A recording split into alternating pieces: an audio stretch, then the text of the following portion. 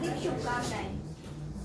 ये केवल एक संस्था का या किसी एनजीओ का या किसी संगठन का दायित्व नहीं होता कि वो अपने धार्मिक ग्रंथों का प्रचार प्रसार करे। ये हर सनातनी का दायित्व है जो सनातन धर्म में पैदा हुआ है। तो उससे कि वो कैसे प्रचार प्रसार करे, सबसे पहले तो हम लोग बहुत कंफ्यूज रहते हैं। आज हमारा जो जीवन शैली है, हर चीज में कंफ्यूजन है।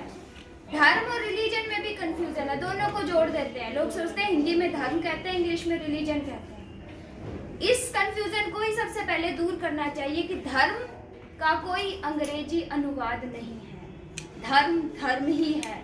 रिलीजन पूजा पद्धति, आस्था, पंथ जो भी है वो रिलीजन है, लेकिन धर्म एक ही है।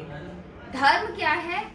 जो हम धारण कर सकते हैं उसे धर्म कहते हैं। और इस तरह के कंफ्यूजन्स हमारी लाइफ में इतने आते हैं, और उन सब कंफ्यूजन्स, उन सब दुविधाओं को दूर करने का सबसे उत्तम यदि कोई मार्ग है तो वो श्रीमद् भगवद गीता है। ये भी कहना चाहूंगी कि बहुत से हम लोग भी भागवत और भगवत को एक मान लेते हैं, ये दोनों भी अलग हैं। श्रीमद् भागवत पुराण है। हमारी धर्म सनातन धर्म में 18 पुराण है, 4 वेद है, 18 पुराण है।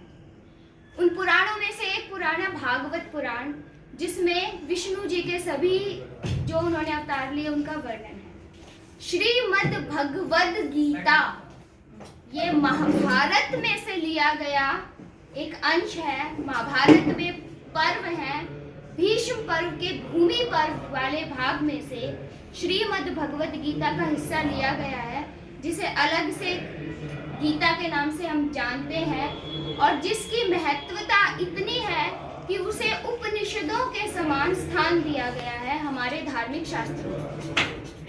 श्रीमद् भगवद गीता क्यों कहते हैं?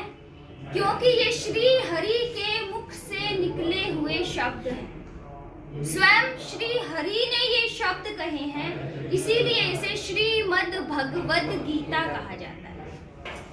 और ज्यादा समय नहीं लूंगी मैं, क्योंकि पहले बहुत लेट हो रहे हैं, लेकिन मैं ये पहले श्लोक के बारे में ही बात करूंगी।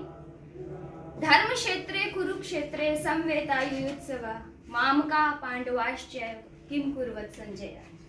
ये धृतराष्ट्र जो है वो पूछ रहे हैं संजय से कि धर्म क्षेत्र कुरुक्षेत्र में मेरे पांडव के पुत्र किस कारण से एक दूसरे के आमने सामने खड़े हैं संजय। ये पहला श्लोक यदि हम समझ लें तो पूरी गीता का सार हम समझ लेते हैं। जो राजा होता है उसके लिए भेदभाव करना सबसे बड़ा पाप है। धृतराष्ट्र राजा है और वो ये कह रहा है कि मेरे पुत्र और मेरे भाई पांडव के पुत्र, यही उसने भेदभाव कर दिया।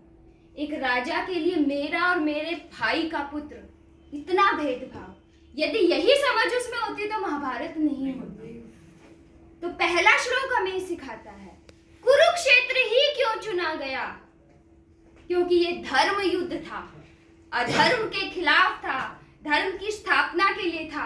कुरुक्षेत्र एक ऐसा स्थान था जो युयुत्सव जो लिखा है, जो कुरु थे हमारे कौरव और पांडव दोनों के पूर्वज, उनकी भूमि थी, और उस भूमि के ऊपर पांडवों और कौरवों का समान अधिकार था। इसलिए यही एक क्षेत्र ऐसा था जिसके ऊपर बिना किसी भेदभाव के ये युद्ध हो सकता था, क्योंकि इस पे टाइटल सूट दोनों का समान था। बाकी पे तो दुर्योधन ने अधिकार कर लिया था।